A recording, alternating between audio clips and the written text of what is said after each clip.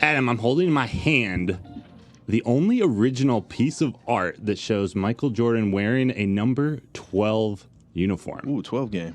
It's not even a Michael Jordan card. I know we've talked a little bit about my trading card, my sports card hobby in the past, but we had a segment on our last podcast before we came over here and partnered with MRM called Southpaw Stories. Southpaw, man. I'm happy we're bringing it back. We're bringing it back. We take my SouthpawSlabs trading card collection and tell stories about some of the cards, some of the like unique things about it that I like, and this is one of the cards that really accelerated my passion for collecting sports cards. Yeah, that's a crazy card too, because a lot of people, when they see it or don't associate Michael Jordan with 23, it's usually 45. Right. He played with that one season, but yeah, man. Number 23 is like the most significant number in all of sports. I mean, really, it's one of the most memorable numbers in history. But funny thing about this card, so this is actually a Sam Vincent card, 1990 NBA Hoops. That's the card production company for this specific one. Yeah.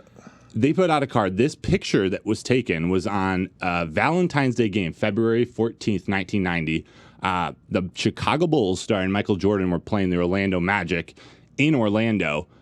Sometime before the game, in between shooting around the game, someone stole Michael Jordan's number 23 jersey out of their locker room. There's a couple super fan. Couple stories or a couple myths that someone hid it up in the ceiling and is going to come back in 50 years to come back and find it. But no, it was stolen before the game. They had like an arena-wide search for both the jersey and another fan wearing a replica number 23 in the stands that may let Jordan borrow it. Unfortunately, there weren't enough people, or there wasn't a jersey that fit him that he could wear. So what they did, the Chicago Bulls had a spare number 12 jersey without a name on the back of it that Michael Jordan had to wear. Had that. I know, crazy, right? Yeah. I mean, you remember when we were growing up in sports, you always take an extra jersey. It's usually blank or something, but yeah, like Michael Jordan's number 23. This is the only game he ever played not wearing number 23 or 45. Oh, that's nuts. That's like the Jimmy Hoffa of jerseys. Seriously.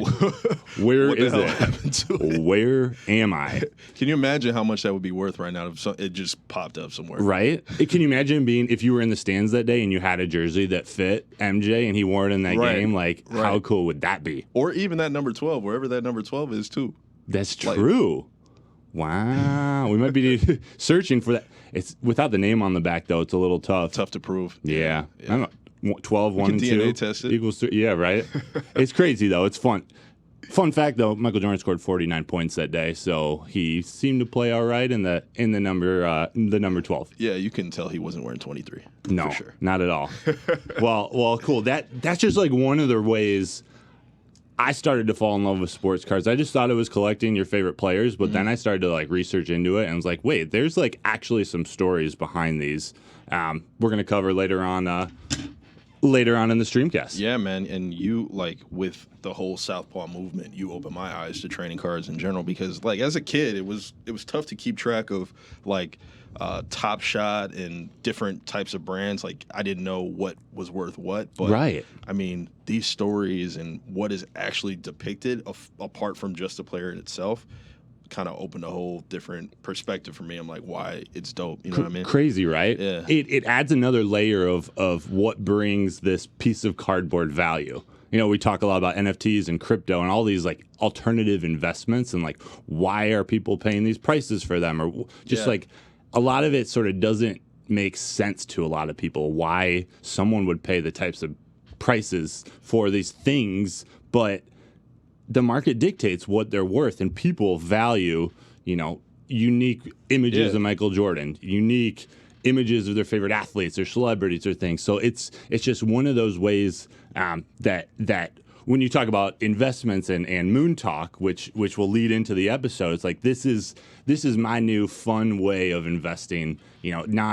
Not buying a stock or a mutual fund or something digital through the bank, but something I can physically hold and touch and feel and show off, while also appreciating or depreciating in value. in value. It's a game. Absolutely, and I'm happy we're bringing Southpaw back because I feel like for people who aren't investing in NFTs or anything like that, this is a different way, or probably a more familiar way, to understand why something is a collectible item. Like you kind of have to start like with a basis of something else to conceptually wrap your head around NFTs. 100%.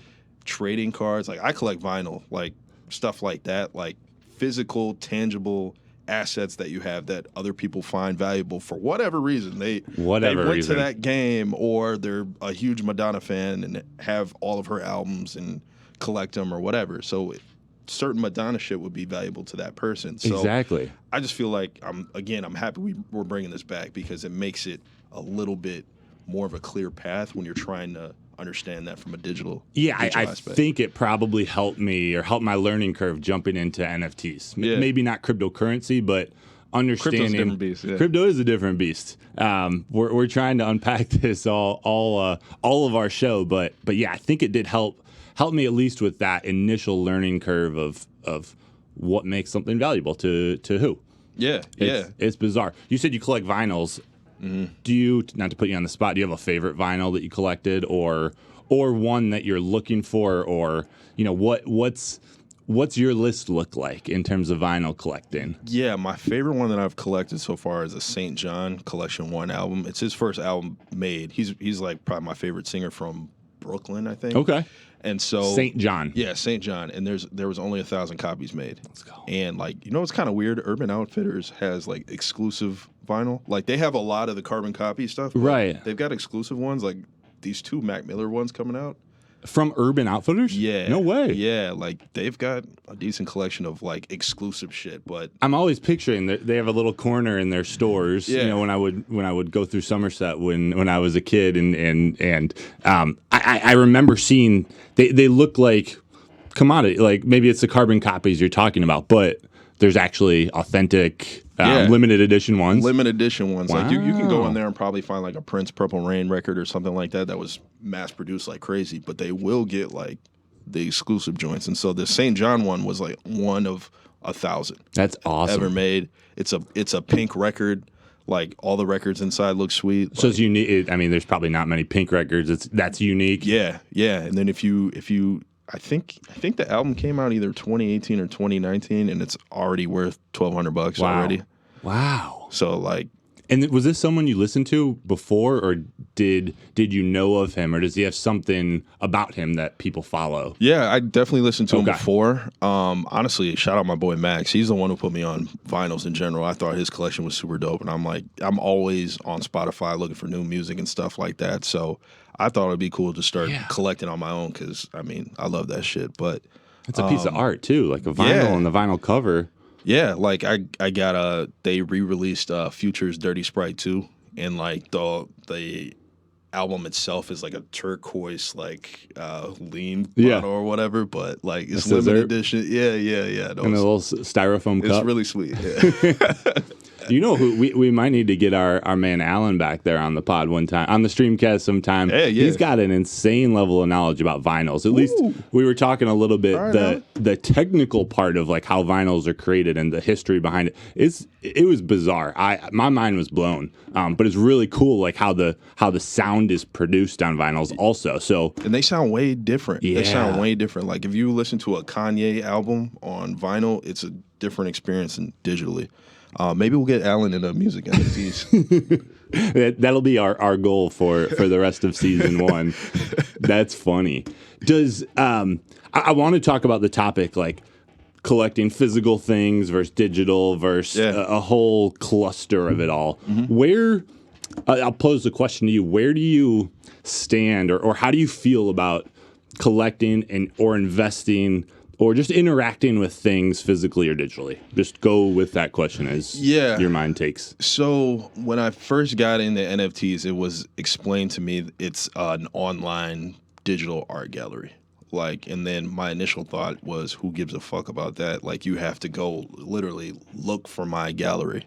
Versus in real life where you can show people your tangible assets. But if you think about it, it's like, who gives a fuck? They have to come to my house to see it. Right. We talked about that on the last episode, I think. Yeah. So it's like more people can see your collection digitally.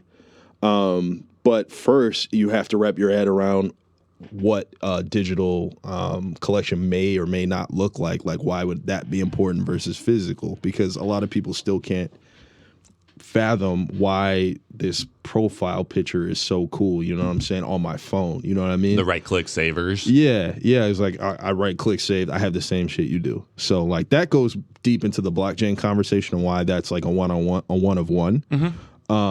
But digitally, like, it's also helped me more on the physical side, like myself reinvest onto the physical side, because before, like I was saying, I collect vinyl now. This is a recent thing. Like, it's not anything that I've been doing, but I've always loved music to a certain degree.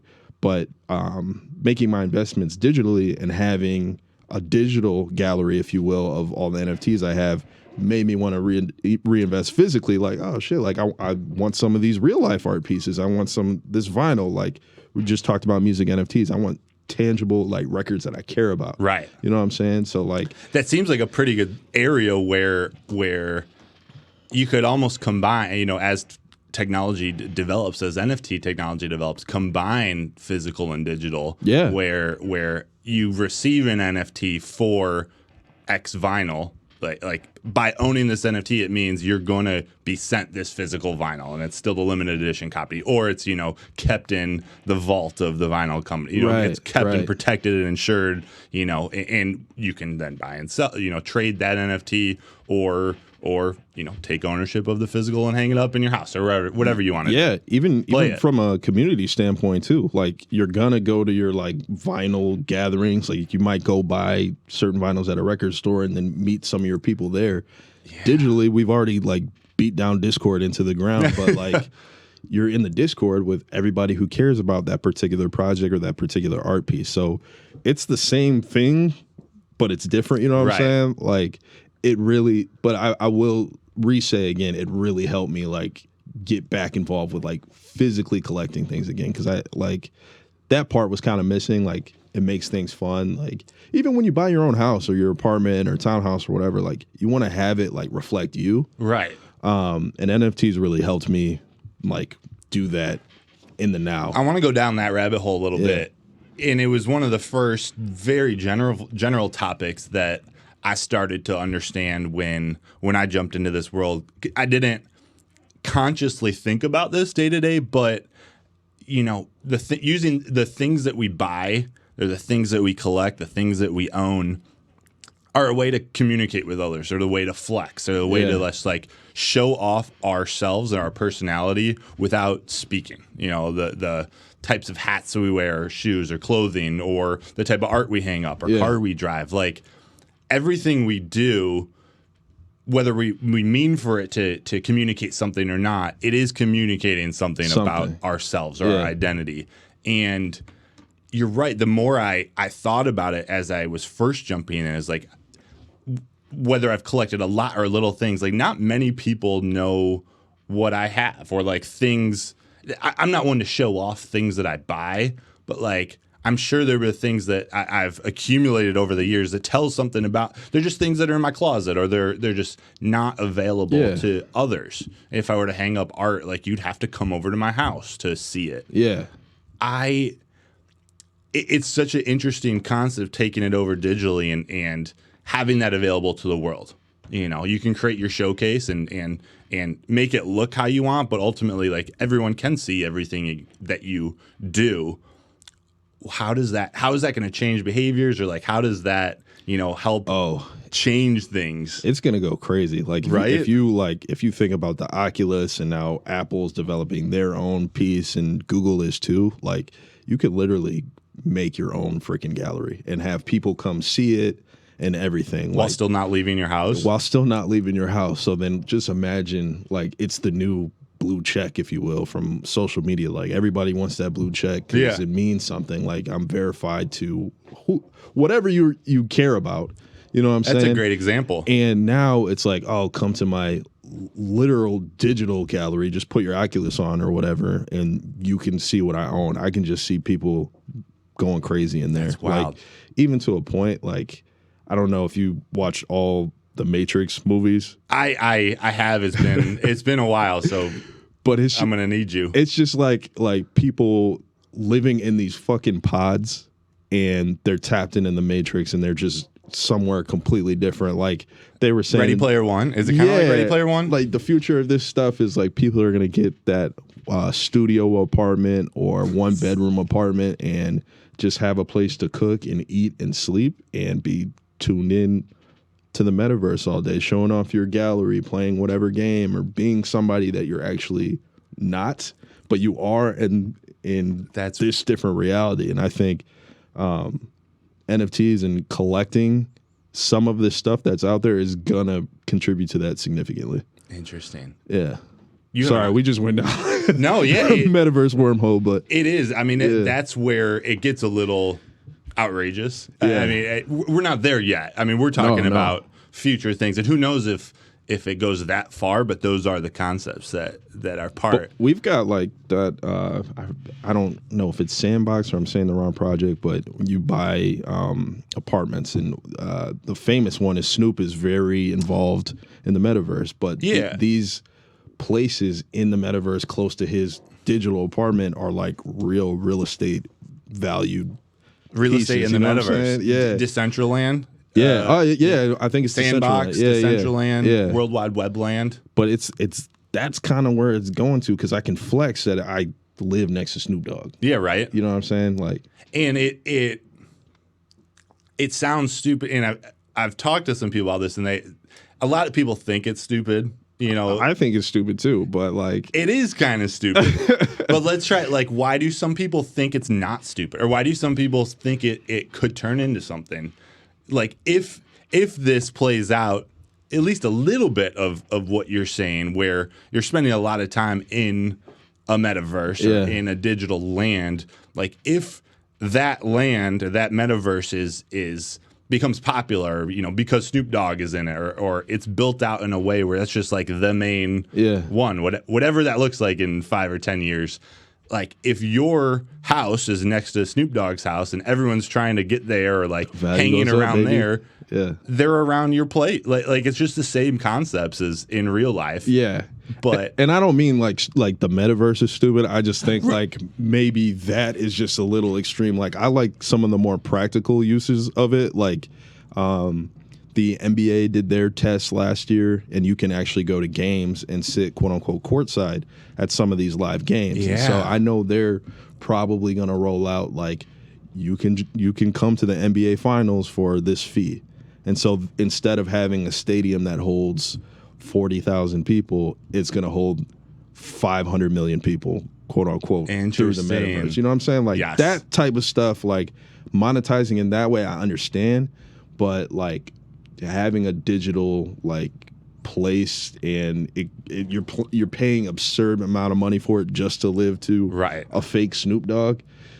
Yeah, you know what I'm saying? Like that's the part I was calling stupid. But. I'm with you. I'm not there yet. Yeah. I'm empathetic to people that are spending all their money there. Definitely empathetic. I mean, they might be seeing something that I'm not seeing, but yeah. Or just have bags and bags where they can speculate on all of this now. Well, we gotta pick and choose a little better. Yeah. Oh yeah. But it sounded a lot like pay-per-view when you were like, hey, you want to go to this sporting event, you want to go to the Pistons game tonight and sit courtside, but on your Oculus. Yeah.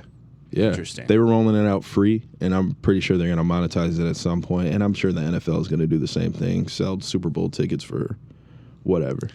It was the NFL that usually, or in the past, they've had in the end zone, you know, the nice couch or the lazy boys where you can, you know, the two people, they win the contest, they get to sit there for the day. No, people appreciate that. So they want to view the game in different ways. Yeah. No, it's nuts. It's really nuts, man. And I went to the Lions preseason game. Did you? Friday. I did, which was awesome. First drive, baby. Minus, I missed it. You know? Oh. Yeah, I missed it because I had to drive to park. I had to park. Oh, and I was we waited for like 45, 50 minutes, and you know we missed the first 5 minutes of the game. Was it because people were tailgating and pre-gaming like crazy, and it was pretty exciting down there. It was Detroit's sometimes tough to navigate on game days. Yeah, there might be a concert too the same night as like preseason game or something. Like, I think there might have been. I don't know. There might have been Friday night. Yeah, who knows? I don't know, but real quick. That's it. I just wanted to circle back to the origin of Southpaw because I feel like that needs to be like explained from where you started, why you started, and we got into like digital versus physical. But I just wanted to talk about the origin. Yeah, and I can take that from the cards too, because I think the future of sports cards is gonna evolve both at the same time. Yeah, and let's definitely talk about the future because you've been putting me on some like really interesting things that I've been going down these crazy wormholes. You even the young Dolph card that you pulled out, or you found a couple weeks ago. But so I wasn't a collector growing up. It wasn't like I went to sports shops all day with my dad when I was a kid. I love the stories of the people that do, but I'm just not gonna lie, that wasn't me. I learned about cards later in life. Excuse me, right around when the pandemic was starting. You didn't collect Pokemon cards? I didn't. I would watch my friends play. I would see them collect. It just didn't hit. It didn't hit. Yeah. Those were the days I wanted to be outside, and we were athletes. Sense. We were playing sports. I was stuff. a loser. I played Pokemon. Did you really? Yeah. No way. I didn't know that. Big time. Oh man, you didn't work on that jump shot. I should have. Do you still have your Pokemon cards, by the way? No, I'm so pissed about it. My mom said I was obsessed, and she gave it away to one of the neighbor kids. They're NFTs that she couldn't have given them away. I know. Crazy, right? Yeah. No, Don't remind me. I started reading and researching all about cards heading into the pandemic. They were kind of getting hot, and I didn't really understand why. It was just happening. I was thinking it's a pandemic. People are home. They got a little extra money, so they're spending it. But part of my dive down the rabbit hole is understanding like the cycles of sports cards and trading cards, and it relates to a lot of other things. But when the most popular time in sports cards were in the 80s and heading into the 90s, and it was at that time where it became such a big business that the main sports card distributors and creators, all the main companies, were overproducing cards. Like the concept of rarity and of limited edition, the concept of just, if you pull a Ken Griffey Jr. rookie card out of a pack, you want that to be relatively limited. It's a rare rookie card. Like that makes it more special. The more they're producing these cards, the less rare, the less value everything is, because there's just supply and demand. Yeah. So I think we'll spend more time on a later episode on the trading card industry, but the 90s, there was a huge crash because of this overproduction of cards. They called it the junk wax era. There's just people, you could literally throw away packs. They were just almost worthless. So what I learned, that the kids growing up in the 80s and 90s, fast forward to 2019, 20, we're 30, 35, 40, 45 years old. We're now grown up, have a little bit of, we might have some extra income, a little money to spend, and the idea of channeling that nostalgia from our childhood. Maybe we have a young kid growing up. If we're 30, 40 years old, we probably have 9, 10, 11-year-old kid.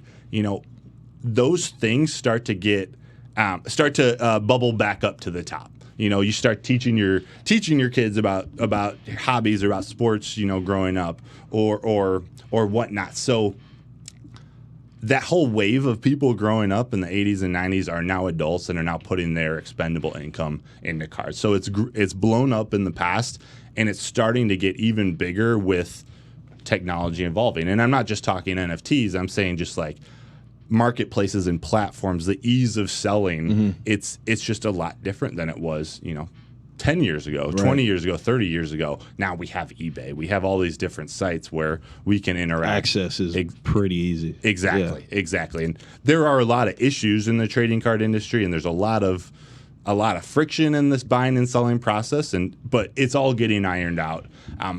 So that's kind of the what would we call it? The origin. The origin. Yeah. That's it. The origin of kind of what got me, actually, like what I started to understand about trading cards and why these have value now. Okay. And why the name SouthpawSlabs?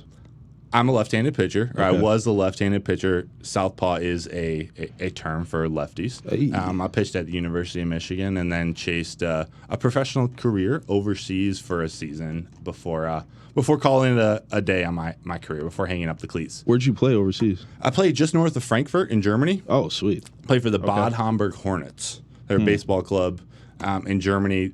Baseball is a growing sport over there. Football is their primary sport, but they love baseball. I found this might be a generalization, but most of the German people I met love trying new things and like pursuing them, practicing them. They loved playing baseball. It wasn't like the best competition. There were good players and bad players, but it was a lot of fun. Cool. It was. Do you still have some gear I've got a few things for that team? Yeah. That I don't have much from that team. I think I have a T-shirt or something. Make it an NFT. Some of the clubs, the money. seriously. But where I sort of wanted to go, I feel like I've been talking this whole episode. Oh, you're good, man. We and for the record, we want to bring back SouthpawSlabs stories. Like, I think we're going to do that. Yeah, because I think that was a really critical part of our last podcast. And again, I think it really gives a good example physically of how it could translate digitally. You know what I'm saying? So I think that's important. What I think is going to be really cool, and we'll probably end the episode with this, when these companies, when it all irons out and these companies start using blockchain in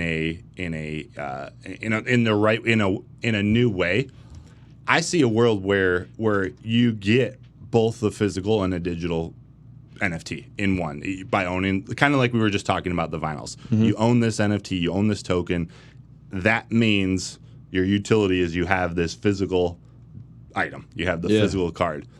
But I think where it's going to get fun is the fact that it's digital, the fact that the underlying asset is an NFT, the things that these card companies or the players or the teams or all the things behind the scenes that aren't involved in the trading card industry, minus signing the card or minus that initial, I think it's going to create some opportunity where you can add utility and add value to a physical trading card by owning a Cade Cunningham rookie card.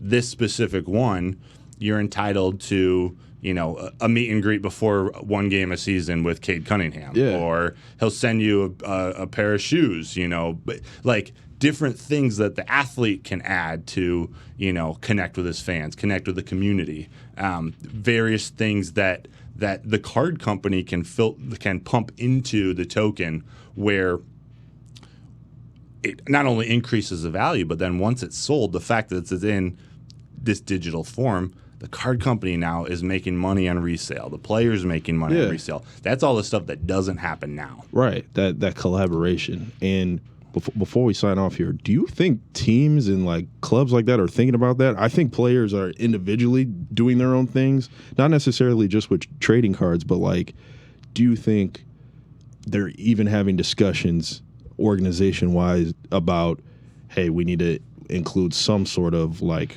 Web3 like utility moving forward? I know for a fact Mark Cuban is probably having those conversations, but he's been one at the forefront. Yeah. And most of the examples I've heard have been around ticketing, where the ticket is instead of a QR code or a physical ticket. I would love to be a fly on the wall on like what they like are thinking. Right. Like even if we're just speculating on ticketing, they might be thinking something complete like I would love to hear that speculation.